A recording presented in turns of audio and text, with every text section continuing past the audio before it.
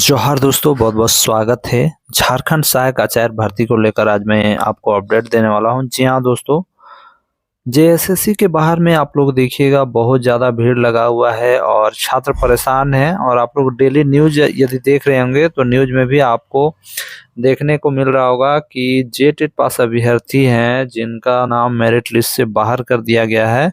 कहने का मतलब है संशोधित रिजल्ट जब जारी हुआ या मेरिट लिस्ट जारी हुआ, उसमें बहुत सारे छात्रों का जो नाम है वो नहीं है और उनको बाहर कर दिया है। ऐसे ऐसे छात्र जेएसएससी ऑफिस के पास जाके जाम लगा रहे हैं या वहां पर अपनी मांग रख रहे हैं, सचिव से मिल रहे हैं, अध्यक्ष से मिल रहे हैं।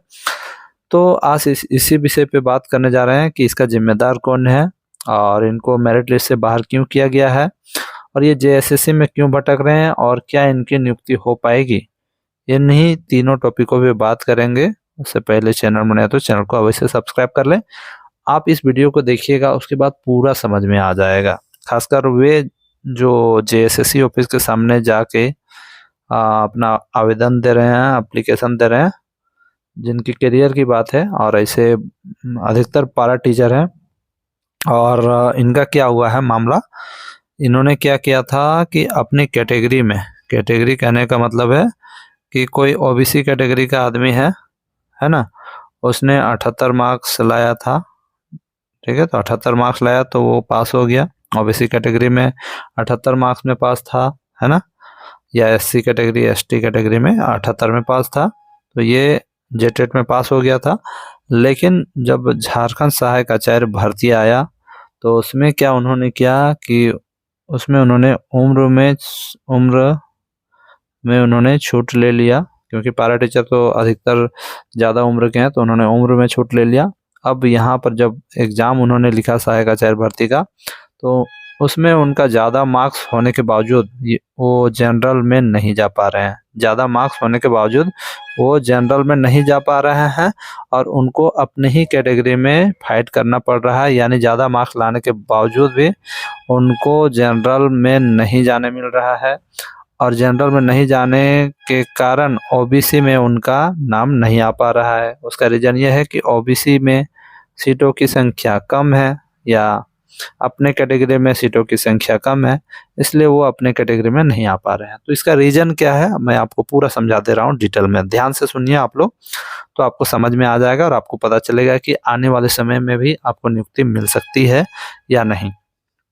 ठीक है, आपका जो संशोधित जो मेरिट लिस्ट जारी हुआ है उसमें आप लोग देखिएगा लिखा हुआ है विकास श्रृंखला बनाम राजस्थान राज्य। सुप्रीम कोर्ट का ये फैसला 2016 में आया था। इस पर मैंने 11 महीना पहले भी वीडियो बनाई थी, आप लोग जाके देख सकते हो। ठीक है, और ये फैसला क्या था, आपका जो मामला है एकदम सेम टू सेम वही मामला था। ठीक है, तो देखिए मामला क्या था, थोड़ा आप लोग समझ लीजिए। मामले का विवरण मैं दे रहा हूँ। ये जो केस है आपका, ये देखिए अपील संख्या इतना था और इसका फैसला आया था 18 अक्टूबर 2016 को। और इसमें थे जो जजेस थे न्यायमूर्ति डॉक्टर AK सीकरी और न्यायमूर्ति अभय मनोहर सप्रे। ठीक है, डिवीजन बेंच का ये फैसला था। अब आगे देखिए मामले की पृष्ठभूमि क्या थी, मामला क्या था उसको समझिए। यह मामला राजस्थान में आयोजित अध्यापक पात्रता परीक्षा टेट या रीट के से संबंधित था।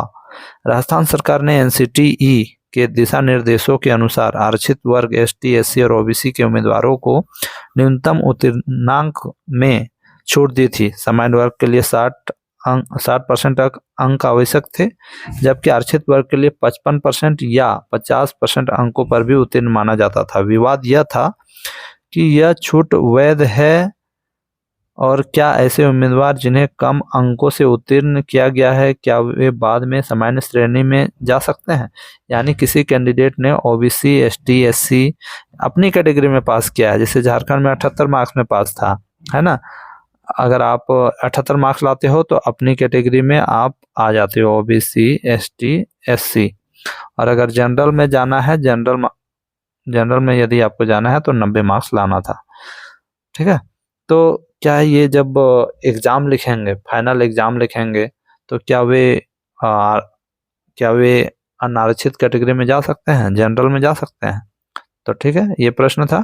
अब देखिए न्यायालय के समक्ष क्या प्रश्न थे। पहला देखिए, क्या आरक्षित वर्ग को न्यूनतम उत्तीर्णांक में छूट देना संवैधानिक है? क्या आरक्षित वर्ग में जो आते हैं उनको 5% का छूट देना सही बात है? क्या ऐसे उम्मीदवार जिन्होंने छूट का लाभ लेकर परीक्षा उत्तीर्ण की सामान्य वर्ग की मेरिट सूची में शामिल हो सकते हैं यदि उनके अंक सामान्य की कट ऑफ से अधिक हो या उनके समान हो? क्या हो सकते हैं, ये प्रश्न था। अब आगे देखिए सुप्रीम कोर्ट का क्या निर्णय आता है, इसको ध्यान से देखिएगा। न्यायालय ने माना कि आरक्षित वर्ग के उम्मीदवारों को न्यूनतम अंकों में दी गई छूट संवैधानिक और वैधानिक है या एनसीटीई के दिशा निर्देशों के अनुरूप है। अगला देखिए, न्यायालय ने स्पष्ट किया कि आरक्षित वर्ग के उम्मीदवार जिन्होंने छूट का लाभ लिया है यदि उनके अंक सामान्य वर्ग की कट ऑफ से अधिक हैं तो वे सामान्य मेरिट सूची में शामिल हो सकते हैं। तीसरा देखिए, कोर्ट ने यह भी कहा कि उत्तीर्ण में अंक को विशेष रियायत या कंसेशन नहीं माना जाएगा। चौथा, साथ ही कोर्ट ने यह चेतावनी दी कि यह छूट बहुत अधिक दी जाएगी तो शिक्षा की गुणवत्ता पर नकारात्मक प्रभाव पड़ सकता है, इसलिए राज्य सरकार और एनसीटीई को सावधानी बरतनी चाहिए। ठीक है, अब आगे देखिए निर्णय का महत्व। इस फैसले ने टेट और रीट जैसी परीक्षाओं में मेरिट और आरक्षण के बीच संतुलन स्थापित किया। इसने यह सुनिश्चित किया कि आरक्षित वर्ग के उम्मीदवार सामान्य श्रेणी में जा सकेंगे, साथ ही इन्हें वंचित वर्गों के अवसर देने के संवैधानिक सिद्धांत को बरकरार रखा। यह फैसला राजस्थान और अन्य राज्यों में होने वाली अध्यापक भर्ती प्रक्रियाओं के लिए महत्वपूर्ण बन गया, नजीर बन गया।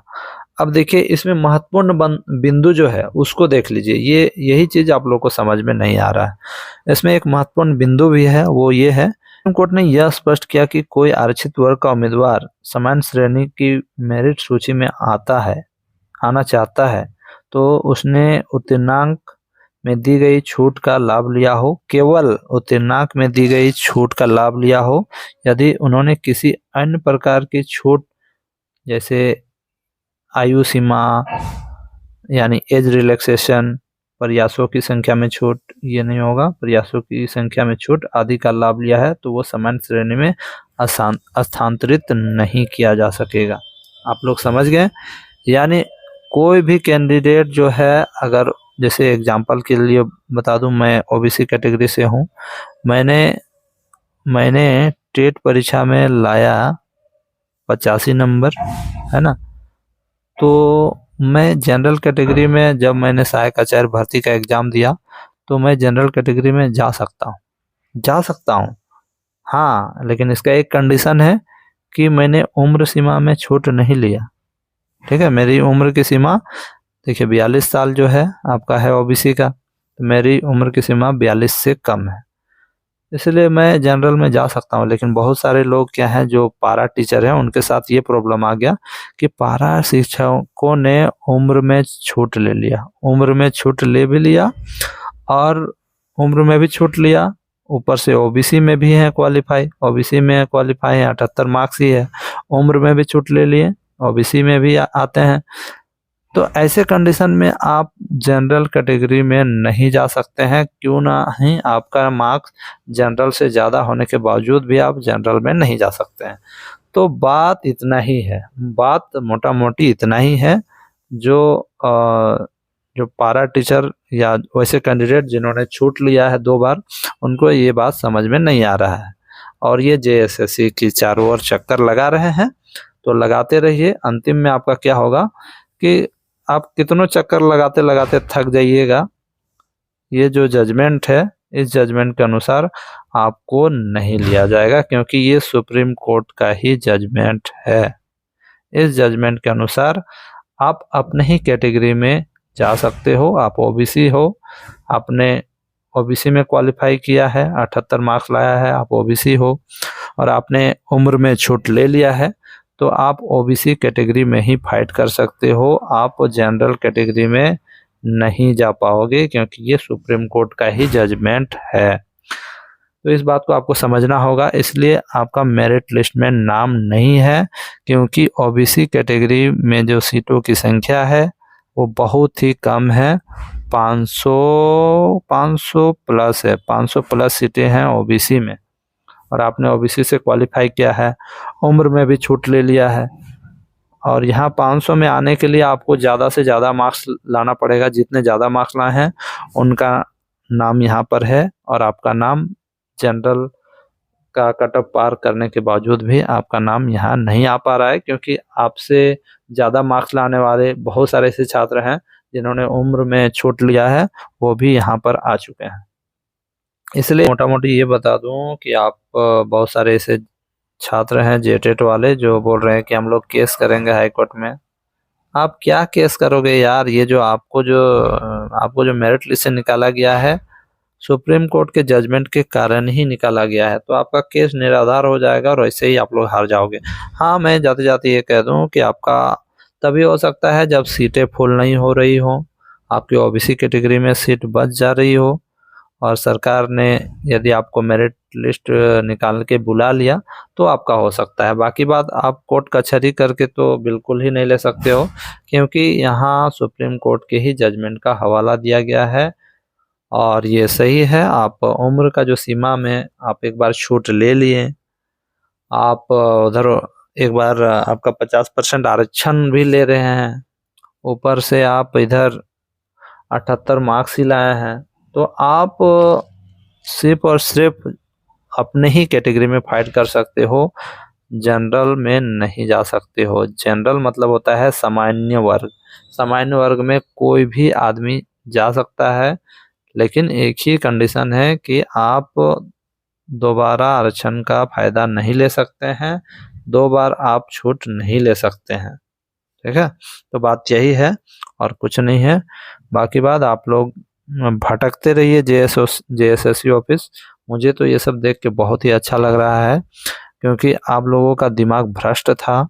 आप लोग चाहते तो जेटेट परीक्षा होने देते, और अगर जेटेट परीक्षा हो जाता, जो अभी भटक रहे हैं जेएसएससी के ऑफिस के सामने, अगर जेटेट का आयोजन दोबारा होता, आप लोगों ने होने नहीं दिया, अगर हो जाता तो आप अपना मार्क्स इम्प्रूव कर सकते थे और 90 कर सकते थे, 90 प्लस कर सकते थे, तो आपका ये दिक्कत नहीं होता और आप लोग जनरल कैटेगरी में आज सिलेक्ट हो जाते। तो ये बहुत बड़ा चूक है आप लोगों का। आप लोग तो सीधी बहाली की भी मांग कर रहे थे। खैर, वो सब में मैं नहीं जाऊंगा, लेकिन फिलहाल के लिए बस आप लोगों को कोई राहत नहीं है, और आप लोग हाई कोर्ट, सुप्रीम कोर्ट कहीं भी केस करोगे, झारखंड सरकार से इस मामले में आप लोग नहीं जीत पाओगे। बस एक ही उपाय है कि अगर सीट खाली रह जाता है तो मेरिट लिस्ट निकाल के आपका सिलेक्शन हो सकता है, जो कि संभव नहीं है, क्योंकि ओबीसी में सीटों की संख्या बहुत कम है, मात्र 14% आरक्षण है, तो इसमें क्या मिलेगा? खाक मिलेगा। धन्यवाद।